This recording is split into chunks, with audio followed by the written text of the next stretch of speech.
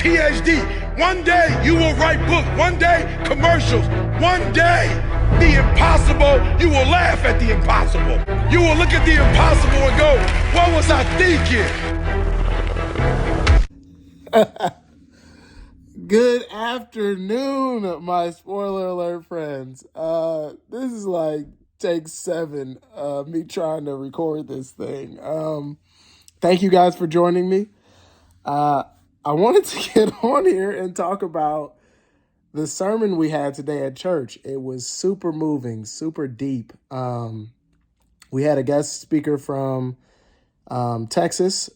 He did a fantastic job. He went deep into his own life, and it was just very moving, very inspiring, motivational. At least that was my take from it. The sermon was on forgiveness, and I'll be putting a link to the sermon inside of the description because I think everyone should watch it, whether you're a believer or not. You should definitely take a look. But a couple of the things I took away from it, it was one, he didn't talk about these things, but these are the things that, when I'm going through and listening and things are just going through my head, this is what I thought of. One, in order to really appreciate the forgiveness that we've been given, he kind of touched on this, but I think it's important that we recognize just how heavy our sin is.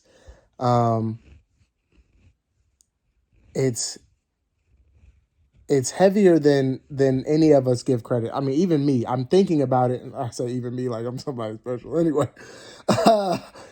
But I think about it and it's like, you think of the little white lie or the little cheating that you might do on a test or speeding and no one's catching you and things like that. Now, I don't know how deep God goes with it, but I imagine sin, things that required blood to be forgiven, that goes pretty deep. And lying's one of them, murder, adultery, the list goes on. But I think that in order for us to truly appreciate and be like deeply grateful for the forgiveness we've been given, we have to recognize that what we do, how grievous it is against God.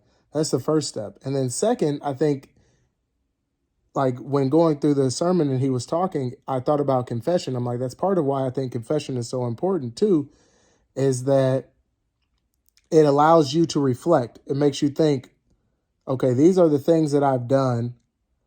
And when you start to think of them and tally them up, it's like, wow, there's a lot there. And I guarantee you we miss things. But I think it's just a helpful practice to then recognize where you went wrong and then asking for forgiveness for those. And then you recognize, hey, this is actually heavy. But I think those two things combined can help us feel that the weight of our sin and how liberated we are from Jesus's blood for, clearing us of that. And the whole point was, it's like, okay, forgive as your Father in heaven has forgiven you. And it's like, okay, well, when you don't feel like you've been forgiven of much, you're probably not going to forgive much. And that's why I mentioned all the things I was just mentioning. But the idea here is forgive others. It's like there's no end to how much we need to forgive. It's not like, we forgave once or twice, but that whole fool me once, shame on you, fool me twice, shame on me thing. It's like, no, we can extend this further and keep going. And again, it's emulating God in this. It's like we constantly are striking at God and doing things that it's like, yo, what are you doing? And he forgives us. Jesus is constantly interceding for us when we are believers and love and trust in him, right? So that was just one piece of it that I took away that I'm like, yo, I got to work on that with myself. It's like, okay, confession, adding that into my daily routine so that I'm thinking about what is it that I've done today that could have just been, a stab to the heart for God, right? And then two, it was then the actual practice of forgiving. And I don't think I have much of a problem with that, with forgiving others. He gave an illustration of how how his mom was in this cage in his mind, where it's like because she abandoned him and all these things, and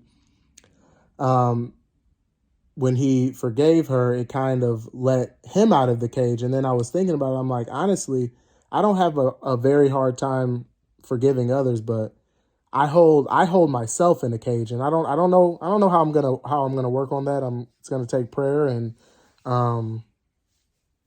definitely some communion with God and talking with my fellow brothers and sisters in Christ. But that's the thing that I think I hold on to my own sins very hard, and I can be tough on myself, and I think rightfully so, but that's who's trapped in the cage in my mind, and trying to figure out how to free myself from that is going to be a treat, to say the least. But again, I think this was a phenomenal service, and like I said, I'll put it in the description so that you guys can click the link, go watch it. And it's good when they go over time. We rarely ever go over time with a sermon, and we went over, and I was not mad about it at all. Didn't even notice we were over. But so hopefully after you guys watch, it'll help you guys in your own struggles and your own journey. I